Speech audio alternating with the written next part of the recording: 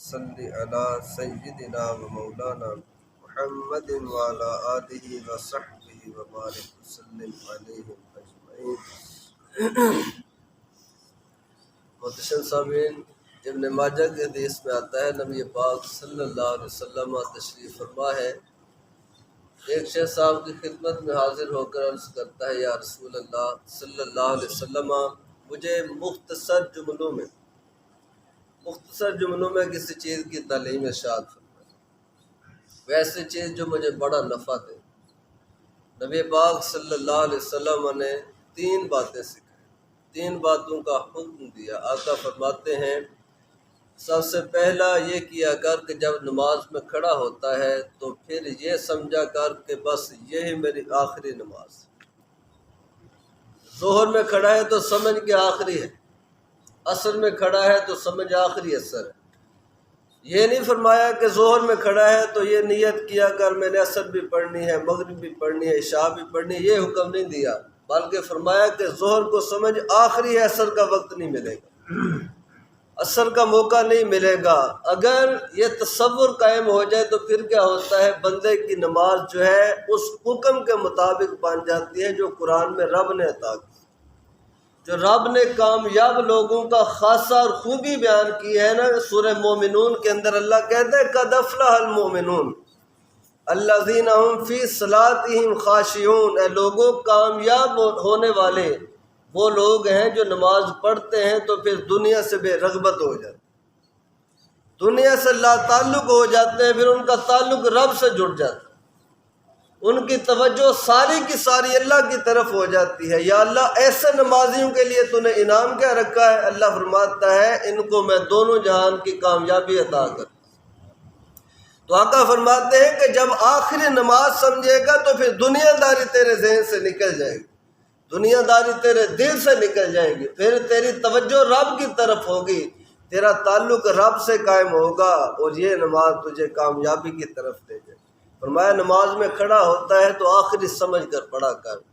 دوسرا ارشاد فرمایا کہ جب کلام کرتا ہے تو کلام ایسا کر کہ جس پہ تجھے بعد میں شرمندگی نہ ہو، جس پہ تجھے بعد میں معذرت نہ کرنی پڑے۔ ہماری تو مزاج اس طرح کا ہے نا، پہلے ڈانٹ دیتے ہیں، پہلے گالی دیتے ہیں، ملازم سے غلطی ہوئی پہلے گالی دی، زوجہ سے غلطی ہوئی پہلے گالی دی، پہلے ڈانٹا اولاد کو، بعد میں معذرت کرنے لگے، میں معافی چاہتا ہوں میں نے یہ بات کر۔ آقا فرماتے ہیں پہلے سوچ کیا بول رہا ہے، یہ جملہ ہے نا، محاورہ ہے، پہلے تولو پھر بولو، یہ نبی پاک نے عطا کیا ہے، کیونکہ جب بندہ پہلے تول لیتا ہے پھر اس کلام پہ اسے شرمندگی نہیں ہوتی، اس پہ اسے معذرت نہیں کرنا پڑتی۔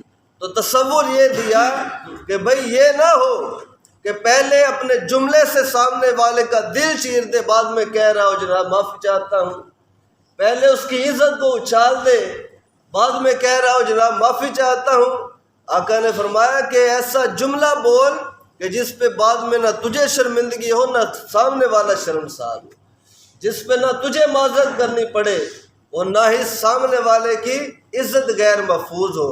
تو آقا فرماتے ہیں کہ بولنے سے پہلے سوچ لیا کر کہ میں کیا بول رہا ہوں۔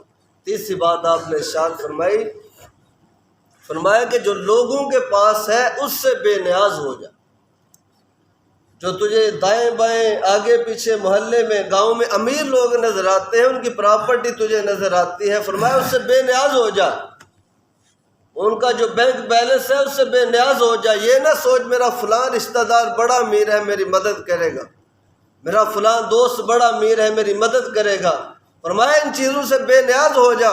یا رسول اللہ پھر کیا کریں؟ فرمایا رب کے در کے نیاز مند بن جا، اگر نیاز مند تو نے بننا ہے تو رب کے در کا بن جا، اگر تجھے منگتا بننا ہی ہے تو رب کے در کا بن جا۔ یا رسول اللہ رب کے در کے منگتے بن جائیں گے پھر کیا ہوگا؟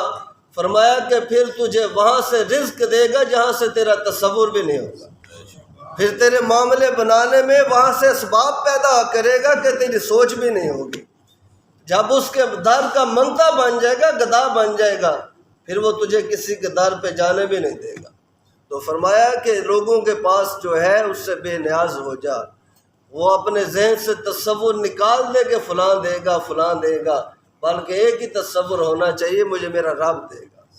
یہ تین باتوں کی تعلیم آقا علیہ الصلوۃ والسلام نے ارشاد فرمائی۔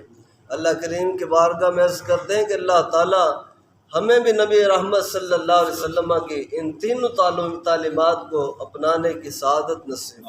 آمین۔ وما علیہ الا البلاغ۔